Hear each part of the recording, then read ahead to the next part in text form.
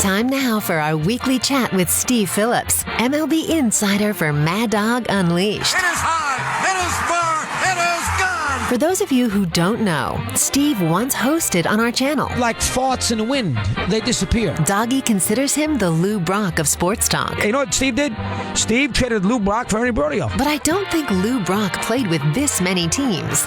First, it was Gary and Phillips. You just cringed when you heard, and I'll continue my greatness in Miami. Yeah, Oh, Stevie, it's no. like I'm taking my talents, continue my greatness. It's like semantics. Oh, man. You're struggling. You're conflicted. And let's not forget Jason and the GM. That he looked the other way. No, it's not. Yes, it is. No, it's not. Yes, it is. You are absolutely implying that he looked the other way. Well, let me clarify because you're misunderstanding hold on a second. You're misunderstanding what I'm saying, so let me clarify what what you I'm... looked the other way, too. He even hosted with Dan Grassa. Steve, what are you talking about? And, of course, Evan and Phillips in the morning. The guy kind of tagged me in the face, and I took offense to it, so I punched him. Now he's on MLB Network Radio, weekday mornings with Todd Hollandsworth. I mean, that was... I tell you, that is my favorite company ever right Silver there. 49? Are you kidding me? What a gig. But through it all, there's no one more eloquent and better spoken than Steve. I was the New Jersey Sports Writers Queen Professional Sports Team Executive of the Year in 2000. Now, let's get to our baseball conversation with Mad Dog and Steve Phillips. An oldie but goodie, a long ago open for the great Steve Phillips. Todd Hollandsworth has found his way to bigger and better things while Steve's still bouncing around Norwalk, doing a show in his pajamas on a daily basis with C.J. Nikowski. Who, what? Yeah, indeed. Nice to have you with us on a busy day. How are you, Stevie boy? Okay? Oh, Christopher, good to be with you. Good to be with you. Checking in with you twice a day. I love it. I love it indeed. All right, here we go. Opening day, Major League Baseball. It starts in late March. They extended the season. It's now 180, whatever it is, 87, 88 days for 162 games. It's too many. There's no question about it. Let me get your thoughts on opening day in late March and the long 162-game March till we get to October. Let me hear your thoughts on that first. Go ahead. Well, rest has become something that they've tried to study more and more, and so adding a few extra off days in there, I think both from the club and player perspective, a good thing. I like the idea of starting all 30 teams on the same day. Now, it didn't work out with a couple rainouts today, but I like that concept. We used to sort of stagger the start with, the Reds always having the first one, but we'd push it back. We'd have the Sunday night game. I just think this is great. All teams kind of starting on the same day. The excitement of it builds. It's got a little that feel for the first couple of days of the NCAA tournament where you kind of stop everything. You just want to watch baseball all day long. So I love it. It's a great time of year. A lot of excitement going on in baseball. And so I'm okay with the added days. I'm okay with the 162 games. I'm just happy that we're playing. All right. Do you think we are looking forward to a great season, or are you somewhat concerned by a little bit of the have-not deal where, let's be honest, barring a scenario that is hard to foresee, we're looking really at a 3-spot opening with 162 games to play to get to those three teams who will be a wild card clubs. What's your take on that? Yeah, I think we may be in a little bit of a cycle here. Now, I will tell you that prior to this year, going back to, I want to say like 2007, every year we've had half the teams that made the playoffs the previous year, at least half, that were replaced the following year. So when we had 8 teams in, you know what? It ended up being that we had 4 teams new the next year. Now that we have 10 teams making the playoffs, we've had 5 teams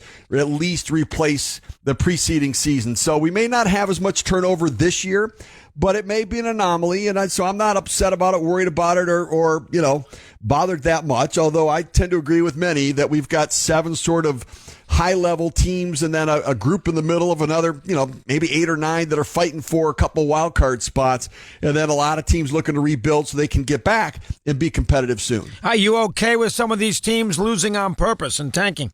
Yes, I don't look at it like that. I think that what they're doing is that they're losing with a purpose, and they're rebuilding. Now, they're not racing. The thing that's different here than I think in other sports, nobody's racing to get the first pick in the draft. What they're doing is they're rebuilding, and they understand that there's going to take some losing with it. But the idea of the difference between the first player in the draft and the fourth player in the draft isn't as significant as people think. I mean, we only had 2 first overall picks ever that are going to the Hall of Fame, right? Ken Griffey Jr. and Chipper Jones Jones is going to be the second.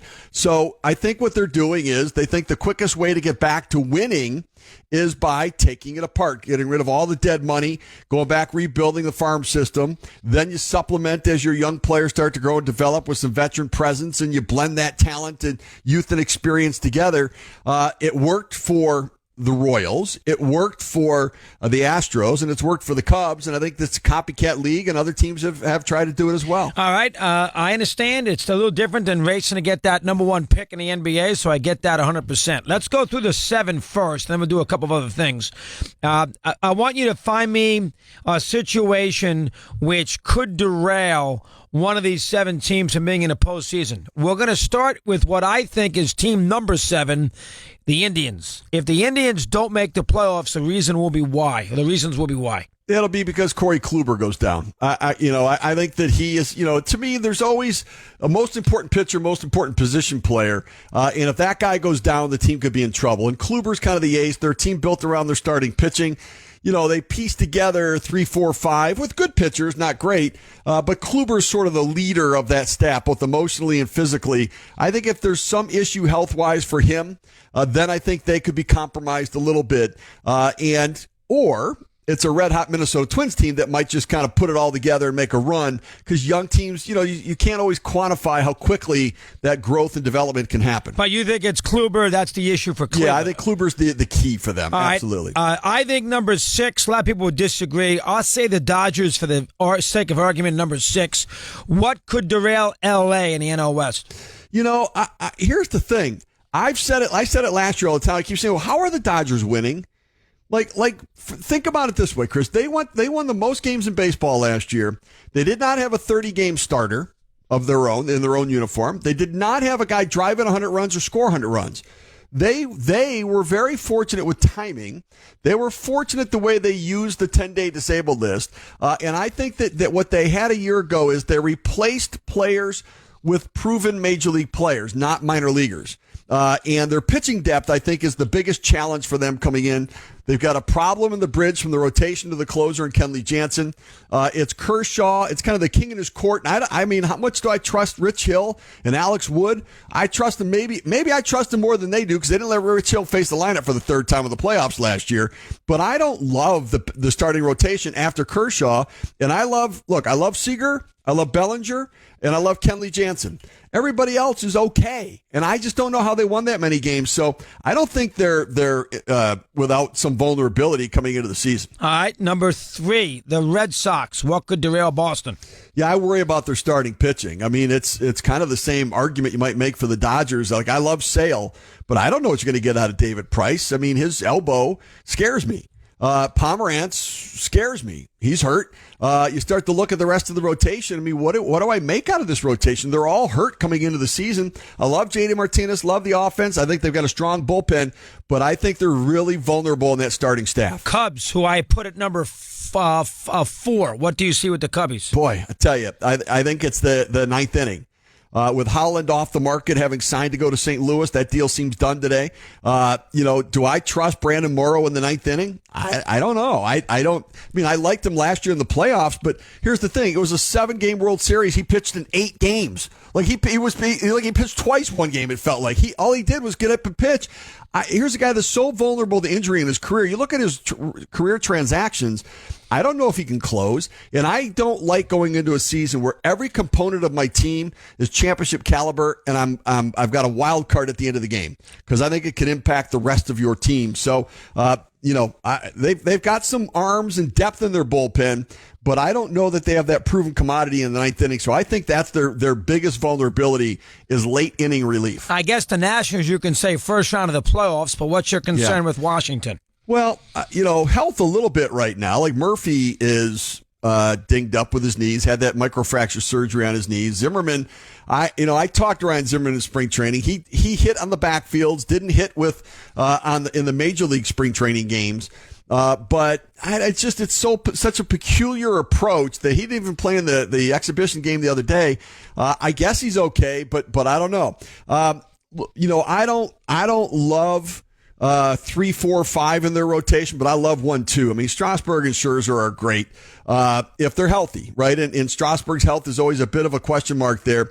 They seem to be the team to beat in that National League East. Harper goes down. They feel different because you don't know necessarily how much a year older of Zimmerman and Murphy, what it's going to look like. So Harper's so critical to them. But I think that they're a pretty strong club. And if you're looking at 3, 4, 5 in the rotation being good and not great, I like their bullpen reconstruction that they made. So I don't think they have a lot of holes. They just need to stay healthy. Yankees. Starting pitching depth. Tanaka. The idea that Tanaka is going to be good this year, when he pitched like a 4.5 ERA last year, his elbow scares me. Sonny Gray did not make a great adjustment to New York, although he's had a pretty decent spring training. They're going to score a ton of runs, and they've got great depth, and they've got margin for error, and they've got replacements for replacements that can hit. They're going to score over and over and over again. Their bullpen's fantastic. I just think it's starting pitching depth, and Sabathia and Tanaka are question marks for me. And Sonny Gray in New York, I don't love him. He's okay. But I don't think he has the pedigree of what they thought they were trading for. And so a lot falls on the shoulders of Severino to repeat what he did last year. He's got the stuff to do it, but he was a Cy Young candidate last year. And can I fairly expect a 25-year-old to do that again this year? It's a lot to ask. And the Houston Astros, finally, Steve, if they have a bugaboo, what would it be? I mean, we know bullpen. What would it be? Go ahead. Yeah, I think bullpen, back end of the game probably. I mean, they didn't trust Ken Giles at the end of the year. Now they tried to rebuild that trust, but it seemed like in spring training there seemed to be some uncertainty down there around the end of the game that the players were a little bit worried about that too. But they've got length and depth out in the pen. They don't have a lefty necessarily, although Davinsky can get left-handers. But I'd like to throw a lefty out there to switch the hitters around. I don't know if Sip's that kind of guy. So I think the bullpen a little bit. But, man, they're going to score runs. George Springer led off the game with a home run today. They're going to score a lot of runs. Looked like Giancarlo Stanton's trotting around the bases now, too. A ball out to right, a P out to right center. He hit a million balls out there, so he hits a home run off hap. So Houston's issue is their bullpen. Yankee issue, if they have a problem, rotation. It is their rotation. All right, which team out of the next crew, if things broke the proper way, have the biggest upside? Yeah, so the next group of teams, I think that Milwaukee, St. Louis, Diamondbacks, Mets, those kind of teams. Yeah, I think Toronto's pitching staff 1 through 5. They have really good starting pitching depth, and I love the way they've rebuilt their bullpen. They've got some veterans out there with Clippard and Axford and Sungwon Oh. Loop had a really good year last year. Tepera and Barnes were good options for them, and Osuna at the end of the game. So their pitching's pretty good. But they can't stand toe to toe and slug, so they're going to have to try to outpitch teams to beat them. Minnesota certainly took steps forward last year, and they're a better team. I like what they've done with their starting pitching. They add Odorizzi, they add Lynn, and I think they're going to be much more competitive when Santana gets back into the mix as well. I don't love Fernando Rodney at the end of the game, but he just finds ways to get the out and shoot the arrow, and they're going to score some runs, man. They can swing the bat, so they're a legitimate team in the mix right there. I think that Seattle and Texas and the Angels are all kind of in to a degree. Seattle starting pitching scares me, but I like the bullpen and the offense. The Angels starting pitching and the end of the game, like why they didn't grab Greg Holland, I'll never understand. I just don't know that they have an ace or a closer, and that's not a great way to head into a season. If Ohtani's going to be that ace, then so be it. But I don't want to put that on him right now. In Texas, they piece together their starting rotation. They're piecing together their bullpen a little bit, but, they find ways to score. So those teams all have sort of a look at it. The Cardinals and the Brewers are two teams in the National League that I have going to the wild card. I love the depth of the Brewers. I think the Cardinals, they got Holland, which was a big move for them to kind of do that. I didn't love the end of the game for them. They've got some youth in that rotation. The Flaherty kid filling in for Wainwright. Martinez did not look real good, pretty inconsistent today. But they're going to score some runs. I love Ozuna in that lineup, and Pham is. I'm really looking forward to see what Tommy Pham can do in a full season this year. All right, but again, the one team, if things broke right, that could do something damaging. Which team is that? One of those teams that might make a run to the beyond the wild card to be a legitimate contender in the postseason. I think I like Milwaukee, and I understand that they don't have necessarily the dominating starting pitching. but they have protection at every single position on the field. They don't have that ace. They've got a lot of nice serviceable number 3 guys. They've got a very deep and potent and power arm bullpen. But, at first base, they've got Ryan Braun and Eric Thames. At second base, they have Sogard and VR. The Arcia kid at short. Travis Shaw is a legitimate offensive player. I love what he did last year at third. Their outfield with Kane, Yelich, and Domingo Santana backed up by Kean Broxton, who was a 2020 guy last year. They've got the Brett Phillips kid. And they got a legitimate closer in Knebel. The Brewers are a team for me. I'm surprised more people, like they were everybody's sort of sleeper team last year, but everybody's like, they don't seem to like them anymore this year. I like them a lot. I just think that they, it comes down to this, Chris, this, in the marathon of a season, it comes down to what's your margin for error. If something goes wrong with health or something goes wrong with underperformance, how do you overcome it? And you need that sort of built-in depth to be able to do it. You need a farm system maybe later to fortify yourself. And that's where I see Milwaukee being in a really good spot. All right, now, so you like Milwaukee out of all the teams in that middle tier. Which team or two teams right now basically has absolutely no hope to be, and it really has a bleak future too? I know you're going to tell me this team would be bad, but they got a decent future. You got a couple teams right now in the sport that are in some big trouble, both in 2018 and forward. Yeah, I think Detroit's in a really bad spot. I mean, they've started the rebuilding process, and I like Michael Fulmer, but they're not going to be back to be competitive and winning by the time Fulmer reaches free agency in the next 3 or 4 years. And so for me, he's a guy I trade and get what I can for him and start to develop that player or 2 or 3 into a major league player. It just doesn't make any sense to me. They're locked in Miguel Cabrera's contract. It's going to be money that's, being spent for nothing and no real production. So Detroit to me is in some pretty dire circumstances. I think the Marlins, I think they're doing the right thing. But they've got a mountain to climb right now because they didn't have a deep farm system when they started it. Some of these kids will turn out to be okay, but they're still, a good 4 or 5 years away from really refortifying their system.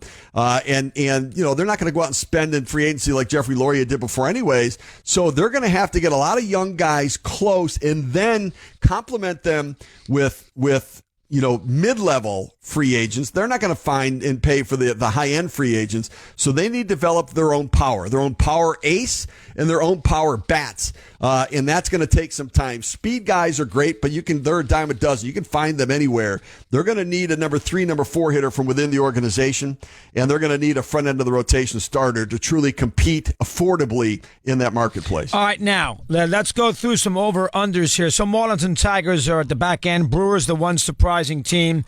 You gave me a little rundown of teams that could have some holes there at the top 7. All right, let's go through a few of these over-unders, and let's get your thoughts on it.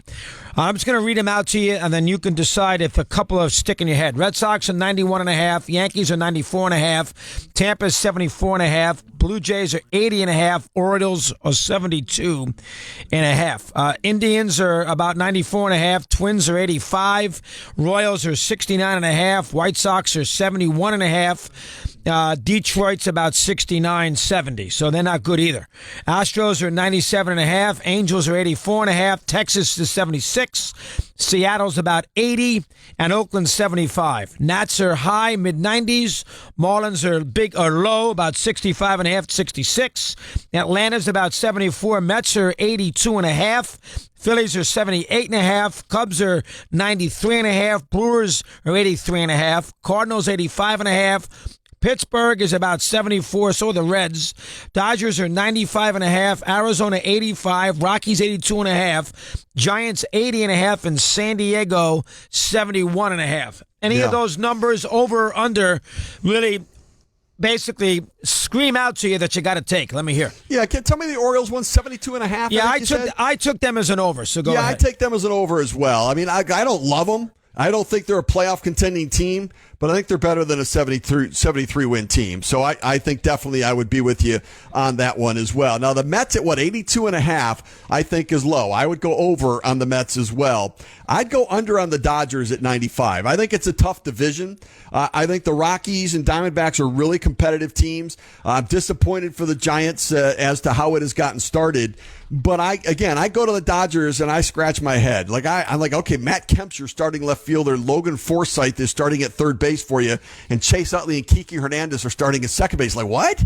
Like, that's not that. It just doesn't sound like a 95-win team. So, and I have questions in that bullpen. So I'm under on the Dodgers in that one as well. Well, all three I like. Go ahead. Next, I'm here. And the Twins at 85. Now, that's what they were last year, is 85. I think they've got a chance to be better than that this year. I think they're going to be in that mix for that second wild card, and they got a chance to be there. So I would go over on Minnesota. Not aggressively, but if you're looking for one, I would go over there. Now, where was Toronto? Toronto is 80.5. No Tulowitzki now. Go ahead. I'm over on that one. I am. I think that now that the only challenge is this, is that if they're at 500 and they're like 3 out at the trade deadline, the danger you have is that Mark Shapiro says, you know what, I could trade Donaldson, Donaldson, Estrada, Happ. I could trade Garcia, Jaime Garcia as well. I could trade Sungwon-Oh, Clippard, and I could really replenish my farm system. I think that he doesn't do what Kansas City did, where they kind of said, no, we're going to make a run for it. I think if they're 3 under or 4 under and around 500, I think they sell. So they're the danger team right there, that if I had to take over or under, it all depends upon what you think they're going to be. I think they got a chance to be the second wild card team, but if they're not, they're going to sell, and they're going to sell big, and they're going to completely take that apart for the last 2 months of the season. So it might be a dangerous pick. You bring up Donaldson, he could go. How about a guy like Machado? Could they trade him in July? They could. I don't. You know what? I never know with the Orioles. They function under different rules and different philosophies than everybody else. I mean, I didn't get I like Alex Cobb. I'd love to have Alex Cobb on my team, but if I spend $57 million on a player and he doesn't move me from fourth place to third place or to second place or to wild card contention, why would I spend the $57 million when my best player is leaving next year? And in order for me to compete in the remaining 3 years after this season with Alex Cobb, I'm going to have to make up for the loss of Manny Machado and Adam Jones. And so, I didn't get the logic in signing Alex Cobb. But yes, they could trade Manny Machado at the deadline. Would they be willing to trade him to the Yankees at some point? Who knows? All I know is this, that every single team I talk to, Chris, tells me that the Yankees farm system is so much deeper than anybody's that their 30th best prospect could be the third best in a lot of organizations. Wow, how about that? All right, finally, trendy team. The Phillies are a trendy team at 78.5. I think the other trendy team, a lot of people think the Rockies at 82.5 is low. Out of those two, which one will have a chance to be pretty good and which one will be a bust? Yeah, I don't know that either's going to be a bust. I think that I get the Phillies as a trendy team. You got a rookie manager. Arrieta is great, but that's just one starter to go with Nola. And then I think it's huge question mark 3, 4, 5 in the rotation. You got a bunch of young guys that you're going to see flashes of brilliance and maybe some streakiness from this team. And we've seen the young team streaky like the Phillies in the past, but they got off that great start a couple years ago and then they completely fell apart. Young guys, they'll give you the brilliance, but they're going to give you the inconsistency. I think that in that division, if the Mets are going to battle and be pretty good, I think Atlanta will be a little bit better. I would go with the Rockies as the better option on that one. I love the depth of their bullpen. They're going with a bunch of strong arms in the pen, and they're going to try to shorten the game for the starters. And their everyday lineup's going to score some runs still. And so I think they got another year out of Cargo there. They got the McMahon kid at first base that can swing the bat a little bit. I feel a little better about the Rockies on that bet than I do the Phillies. All right, now World Series. Let me hear your thoughts on who's in the World Series and who wins and why. Go ahead. Yeah, I've got Cubs Astros. I've got a on that side World Series. I do. I've got the two teams that won the last two World Series. I look at both of them. They have the fewest number of holes, both those teams, right? They both have a little issue at the end of the game, but they might have their solution at the end of the game, and they could go out and solve the problem at the end of the game if they have to do it. And everything else is, they both have the deepest rotations. They both have the deepest lineups in each league. And so for me, they have the most talent on the rosters, both in the team with kids in the prime of their careers. And so they're the two best teams for me. And I have the Cubs winning that World Series and getting the job done in what will be a great series with two really highly talented rosters. All right, what manager's in trouble first? Well, I mean, listen, I guess if Dave Martinez doesn't win the first round of the playoffs, right, but why would they fire a guy who won 97 games last year? So I don't know. I think here, Buck's in the last year of his deal in Baltimore.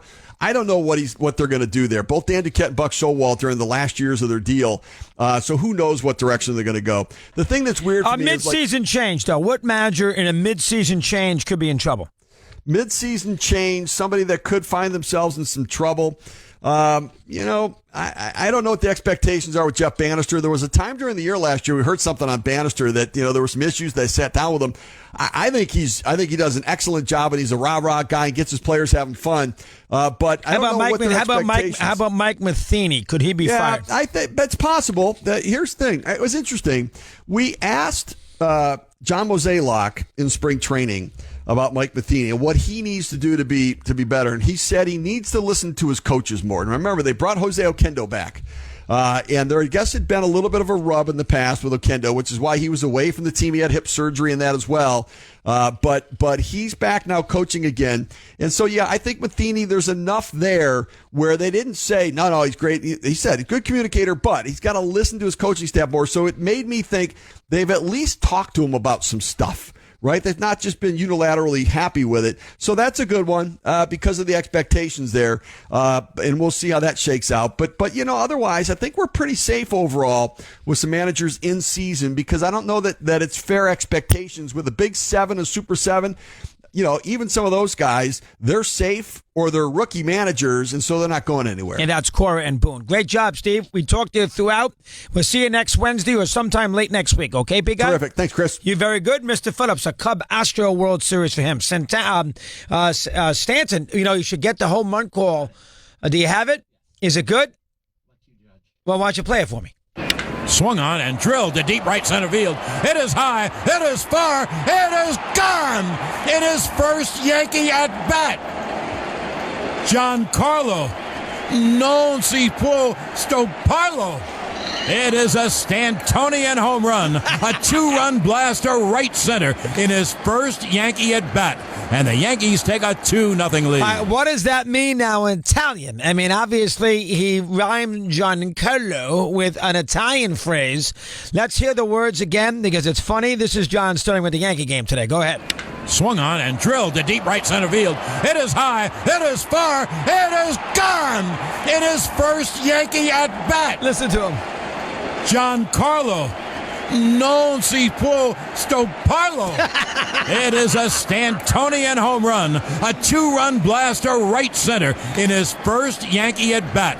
And the Yankees take a 2-0 lead. I got to figure out what that might mean, but I like it. We wondered about Sterling, and if in fact he was going to come up with something cute, and he did. I like to know what that phrase might be. He spends all winter coming up with these phrases.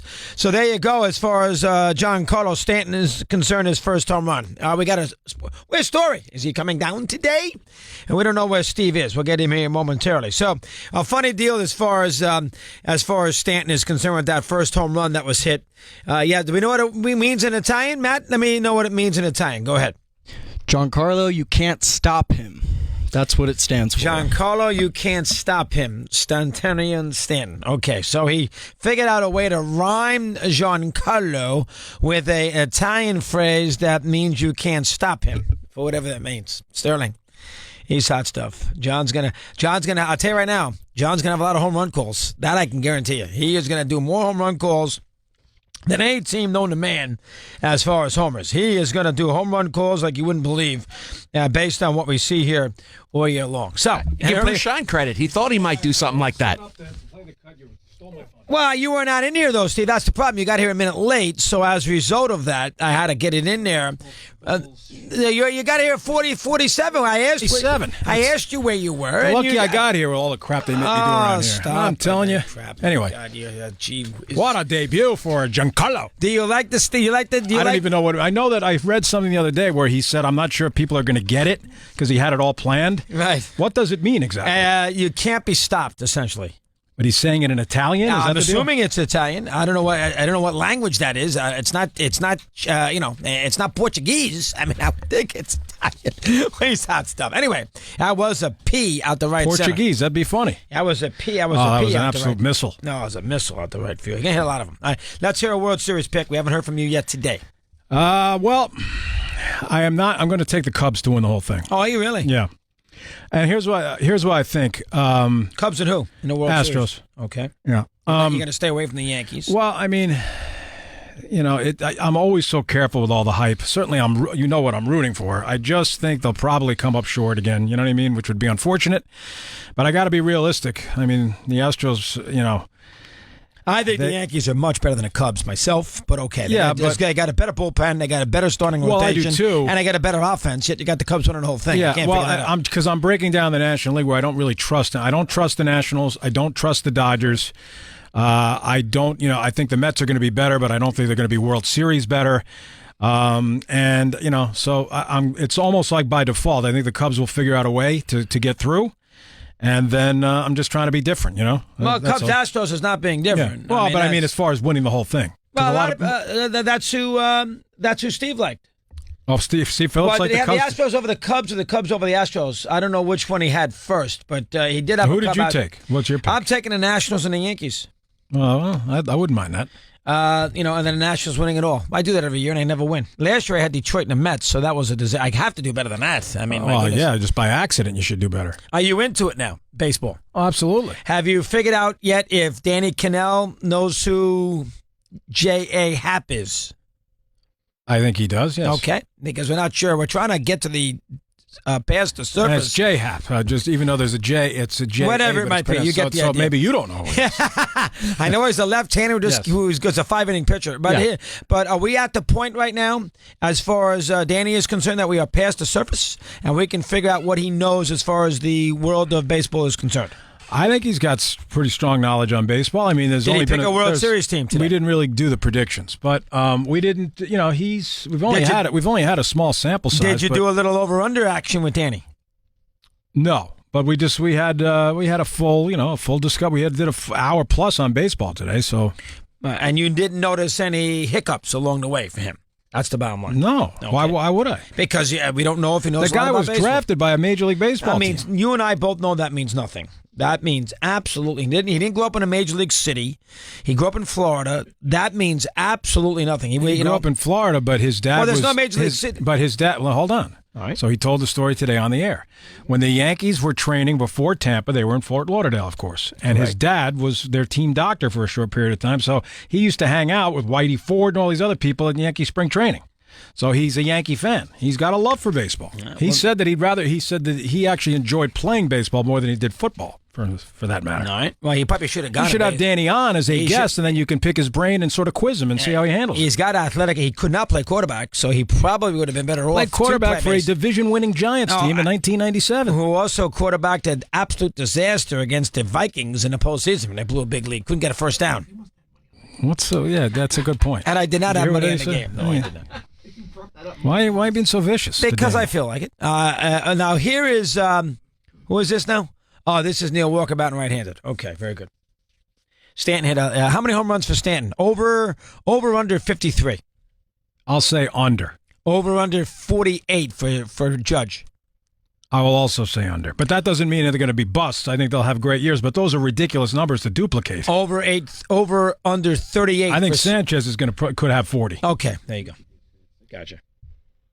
A lot of people think that Stanton can hit 62 at Yankee Stadium. Well, yeah, he absolutely could. I mean, if he sticks to his right center field approach like he did his first time up, he might hit 70. I mean, seriously, if he's healthy. And the Yankees, thank God, got out of the idea, let's try to be cute with the lineup. They did not bat Judge first today. Is that correct? That is correct, yes. Thank God. They may experiment with that once in a while, but... Oh, that's stupid. Did Boone, did he go upstairs before the game today and get Randy Levine and Hal and Brian to check off the lineup? This is what I want to do today, guys. Any thoughts? Did he do that? Aaron hasn't checked in with me, so I'm not sure.